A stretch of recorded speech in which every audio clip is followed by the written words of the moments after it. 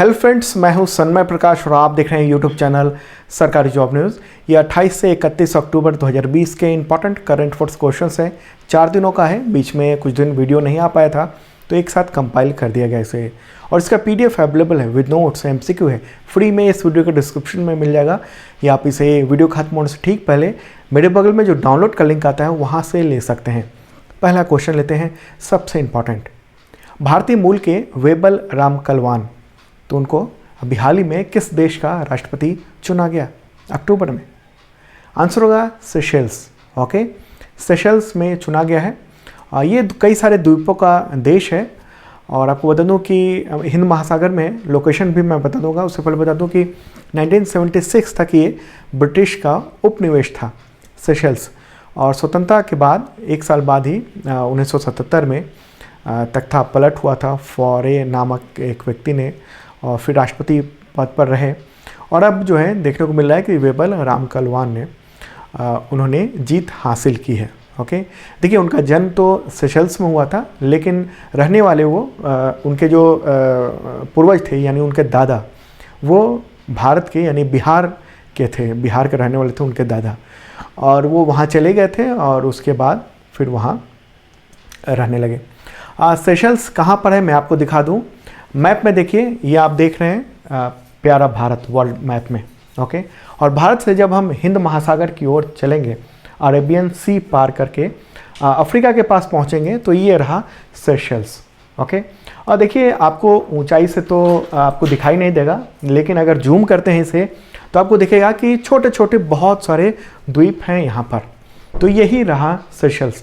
इसकी राजधानी क्या है? विक्टोरिया। अगला क्वेश्चन लेते हैं, HDFC बैंक के नए CEO और MD कौन हैं? चीफ एग्जीक्यूटिव ऑफिसर और नए मैनेजिंग डायरेक्टर। आंसर होगा शशिधर जगदीशन। ओके, तो उनको CEO और MD का पदभार मिल गया है 27 अक्टूबर को। इससे पहले कौन थे? तो आदित्य पुरी थे। ओके, शशिधर जगदीशन जो है वो HDFC से 1996 से जुड़े हुए थे, और अब उनको एक सबसे बड़ा मुकाम हासिल हुआ है। तो HDFC की बात हो रही है, मुख्यालय कहाँ है? मुंबई में। अगला question, UN global climate action award 2020 किस भारतीय संगठन ने जीता है? बहुत इंपॉर्टेंट क्वेश्चन, किस भारतीय संगठन ने? आंसर होगा global Himalayan expedition. Okay, GHE कहते हैं उसको। देखिए कोविड-19 का माहौल है, और ऐसे में जलवायु परिवर्तन से निपटने के प्रयास के लिए ये इस संस्थान को ये अवार्ड दिया गया है। ओके, और ये सौर ऊर्जा की मदद से पर्यटन और जो टेक्नोलॉजी है उसका लाभ लोगों को देता है।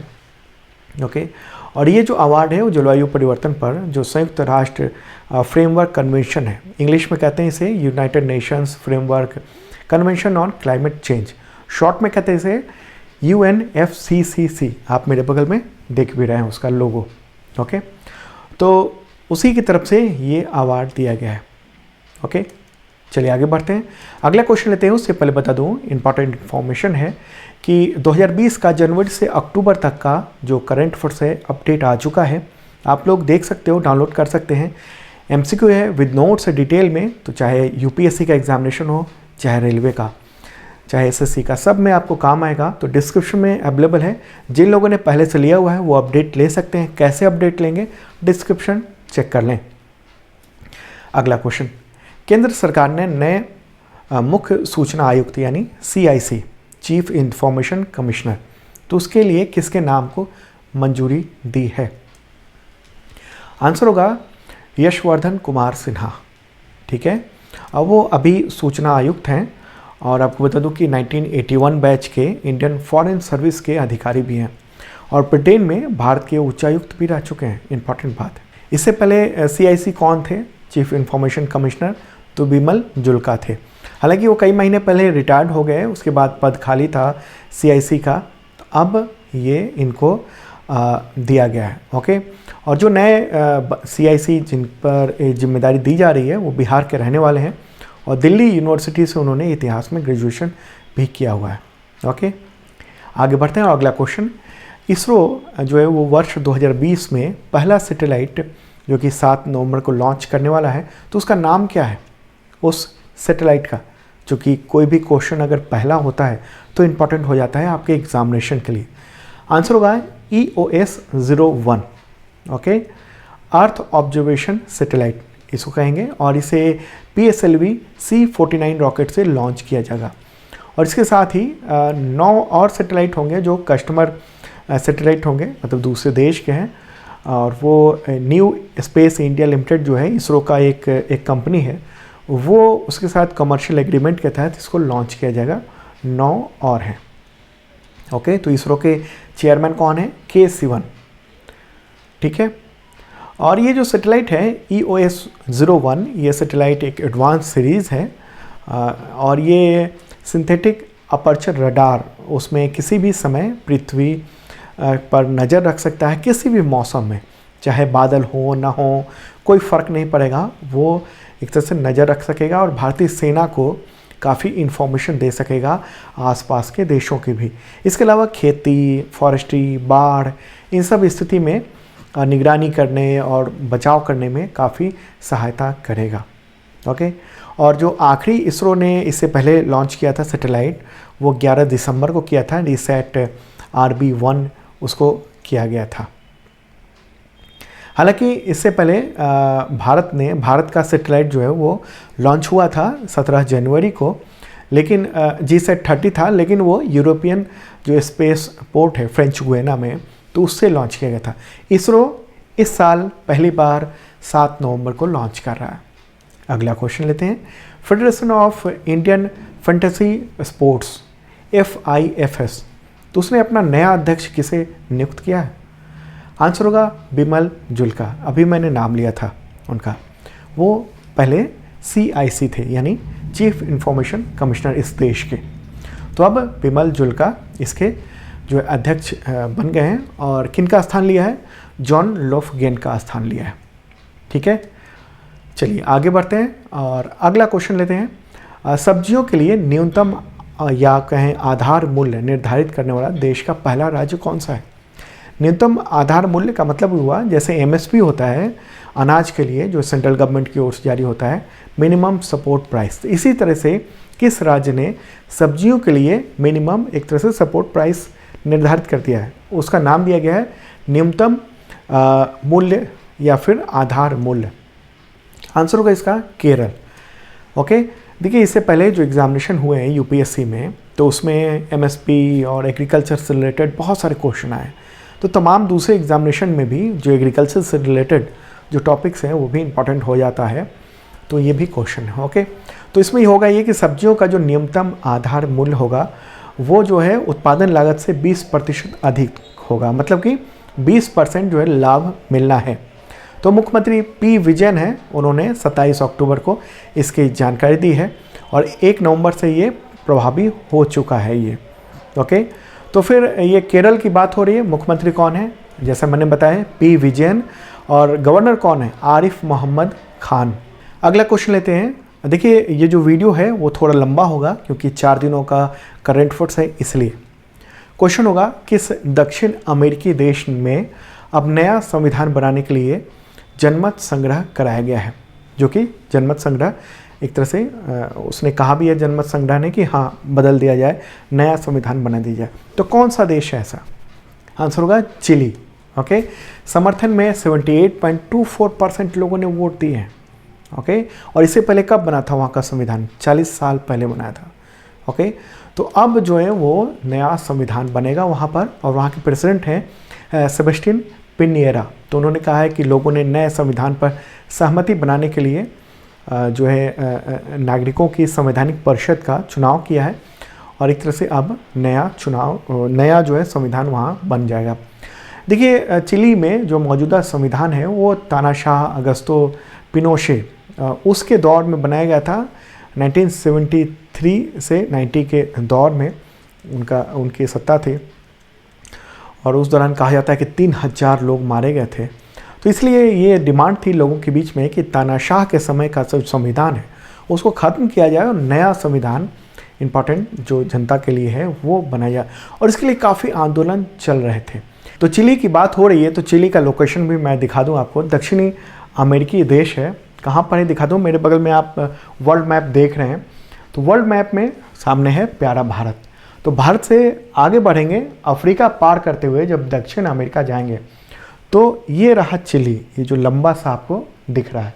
ओके, काफ़ी लंबा है और इसकी राजधानी क्या है? सेंटियागो। मुद्रा क्या है? पेसो। और प्रेसिडेंट जैसे मैंने पहले बताया सेबेस्टियन पिनेरा। अगला क्वेश्चन, किस राज्य के पूर्व मुख्यमंत्री केशुभाई पटेल का निधन हो गया 29 अक्टूबर 2020 को? आंसर होगा गुजरात। देखिए 92 ईयर के थे केशुभाई और 2 बार गुजरात के मुख्यमंत्री रहे, चीफ मिनिस्टर। हालांकि दोनों बार वो टर्म पूरा नहीं कर सके थे और अभी हाल ही में 30 सितंबर को उनको सोमनाथ मंदिर जो ट्रस्ट है उसका दोबारा अध्यक्ष भी चुना गया था। ठीक है, तो इम्पॉर्टेंट पर्सनालिटी थे गुजरात में। आगे बढ़ते हैं। ओके, अगला क्वेश्चन लेते हैं। मानव तस्करी विरोधी यानी anti human trafficking police station किस राज्य के 40 जिलों में बनाया गया है? पहले से था वहाँ पर, लेकिन अब नए उन जिलों में ये बना दिया गया। आंसर होगा उत्तर प्रदेश। देखिए मानव तस्करी, बाल श्रम कराने वालों के खिलाफ जो एंटी ह्यूमन ट्रैफिकिंग है उससे रिलेटेड जो ये थाना है उसी में मुकदमा दर्ज होगा। ओके, और स्वतंत्र जांच के लिए बहुत सारे अधिकार दिए गए हैं इस थाने के में जो मौजूद पुलिसकर्मी होंगे उनके लिए। अब पहले से 35 जिलों में ये इस तरह की यूनिट थी, पुलिस स्टेशन थे, लेकिन अब 40 नए जिलों में ये बना दिया गया है। तो उत्तर प्रदेश की बात हो रही है, वहाँ की गवर्नर कौन है? आनंदीबेन पटेल। और चीफ मिनिस्टर योगी आदित्यनाथ। अगला क्वेश्चन, विश्व आघात दिवस कब मनाया जाता है? World stroke day. आंसर होगा 29 अक्टूबर। ओके, ये दिन जो है वो स्ट्रोक की रोकथाम जागरूकता बढ़ाने के लिए होता है। स्ट्रोक का मतलब क्या हुआ? स्ट्रोक का मतलब हुआ मस्तिष्क में यानी ब्रेन में दौरा जब होता है, जब खून का प्रवाह रुक जाता है। जैसे स्ट्रोक कहें, अगर कहीं टक्कर लगे तो भी एक तरह से स्ट्रोक हुआ।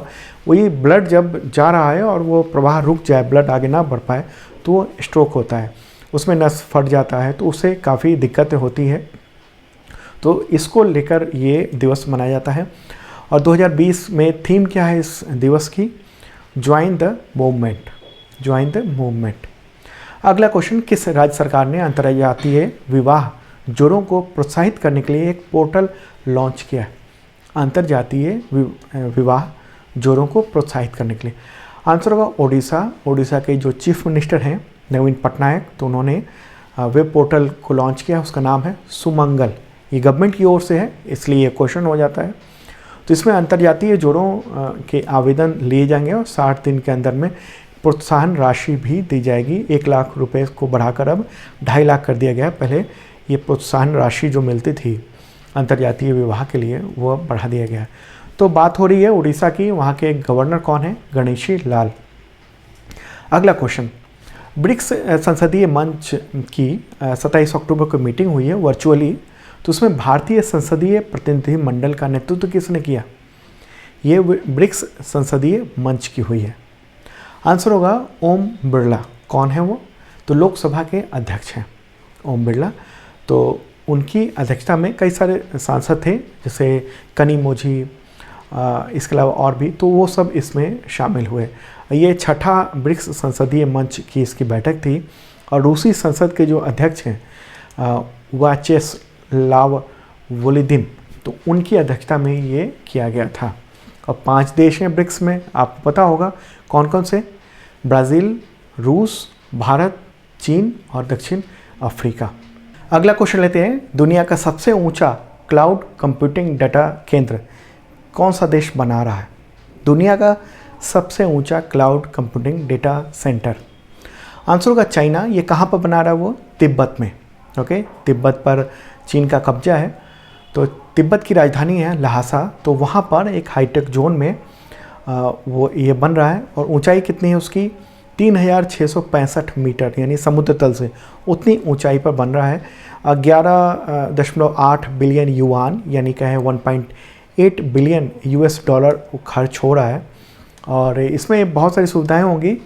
और डेटा सेंटर बनाने वाली कंपनी का कहना है कि अलग अलग देश जो हैं एशिया के, चीन के तमाम राज्य और इसके अलावा नेपाल, बांग्लादेश, पाकिस्तान, पूर्वी दक्षिण पूर्व एशिया, उन सब के कई देशों को वहाँ से इस तरह से सुविधा दी जाएगी।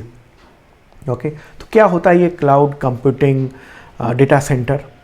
देखिए, क्लाउड कंप्यूटिंग इंटरनेट आधारित एक कंप्यूटर पावर एक तरह से कहें, उसका केंद्र होता है क्लाउड। इसका नाम जो है बादलों के जैसे जटिल जो संरचना होती है उसके आधार पर रखा गया है। मतलब क्लाउड मतलब वो डेटा जो होता है बहुत जगह बिखरा होता है और डेटा वो वहीं से पास ऑन होता है, इसलिए क्लाउड कंप्यूटिंग इसको कहते हैं। तो ये एक देखने को मिल रही है वहाँ पर, दुनिया का सबसे ऊंचा ये बनाया है।